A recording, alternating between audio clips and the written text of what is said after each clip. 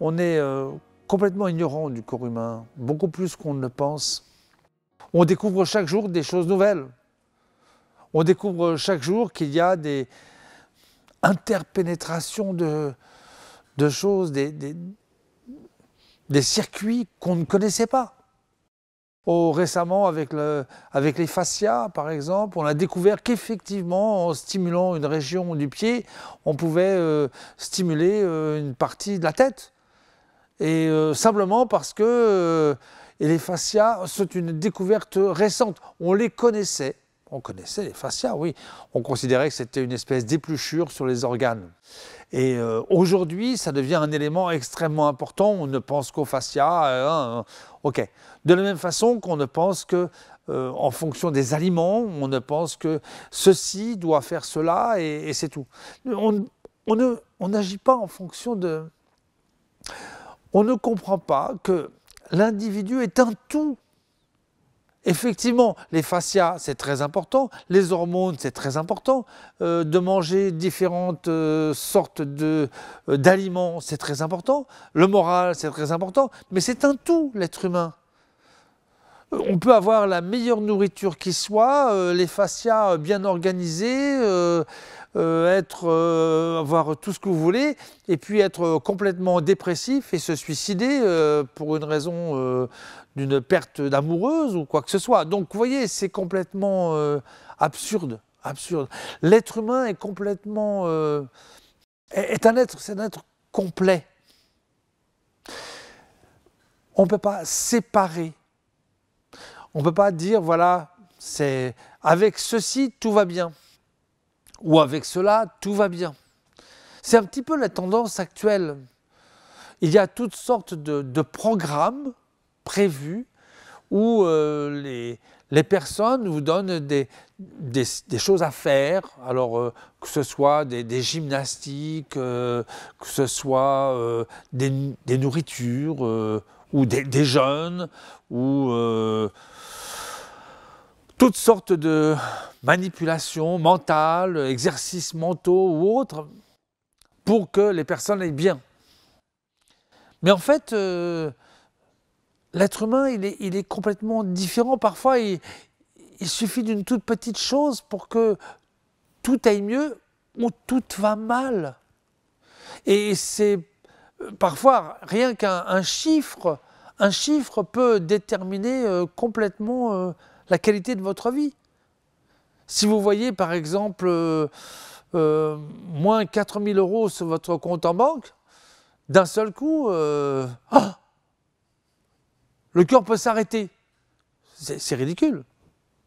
Comment se fait-il qu'un cœur peut s'arrêter parce qu'il a vu un chiffre? C'est absurde. Et pourtant, c'est comme ça. Donc, ce qui compte, à mon avis, c'est l'harmonie du corps. Donc, c'est un équilibre qu'on va trouver. Toujours pareil. Chaque fois qu'on va parler du Seitai, chaque fois qu'on va parler de ce qui se passe par rapport au mouvement, etc., il faut penser en termes d'équilibre. L'être humain, eh bien, c'est ça. C'est un équilibre. Il n'est pas séparé. Bien sûr, s'il y a un problème grave dans une partie du corps, eh bien, l'individu est déséquilibré. Mais il ne va pas seulement souffrir de cette partie du corps. Il souffre dans tout son corps. Donc là encore, c'est l'équilibre qui est déterminant. En tout cas, ce qui est sûr, c'est qu'on ne peut pas séparer les personnes, enfin séparer à l'intérieur, séparer les différentes parties du corps en disant ceci, c'est comme ça. Et justement, le problème, c'est que c'est ce qui se passe en général. On traite une partie du corps, mais on ne traite pas, on ne s'occupe pas de l'individu dans son ensemble. J'ai des personnes des fois qui viennent à l'aïkido, qui sont parfaitement sains, qui ont un corps qui va très bien, qui sont beaux, qui ont de l'argent, qui travaillent, etc., mais qui mentalement sont complètement déprimés. Pourquoi? Mais le fait est, c'est qu'ils ne profitent absolument pas du fait qu'ils travaillent correctement, qu'ils ont suffisamment d'argent et qu'ils ont un corps en bonne santé. parce qu'ils sont déprimés. Mais d'autres sont en pleine forme, mais par contre ont des problèmes physiques. Donc ils n'arrivent pas à profiter non plus du fait qu'ils sont en pleine forme mentalement, parce qu'ils ont mal au ventre ou un genou qui leur fait mal ou un pied qui ne va pas bien. Donc dans le Seitai, l'idée c'est de permettre une rééquilibration du corps. C'est toujours ça qu'on va voir. Comment retrouver l'équilibre? En retrouvant l'instinct, en rééquilibrant, on rééquilibre en laissant notre involontaire travailler. C'est cela qui permet le rééquilibrage. Notre corps a déjà tout ce qu'il faut à l'intérieur et il cherche à être en équilibre.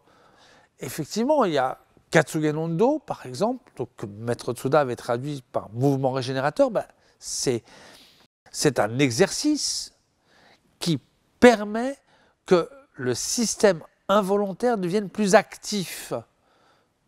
Donc, au lieu d'augmenter les tensions, au lieu d'avoir des problèmes au niveau de toutes sortes dans le corps cherche sans arrêt à se rééquilibrer au niveau de l'involontaire. Donc le volontaire n'agit pas, c'est l'involontaire qui va se mettre à agir.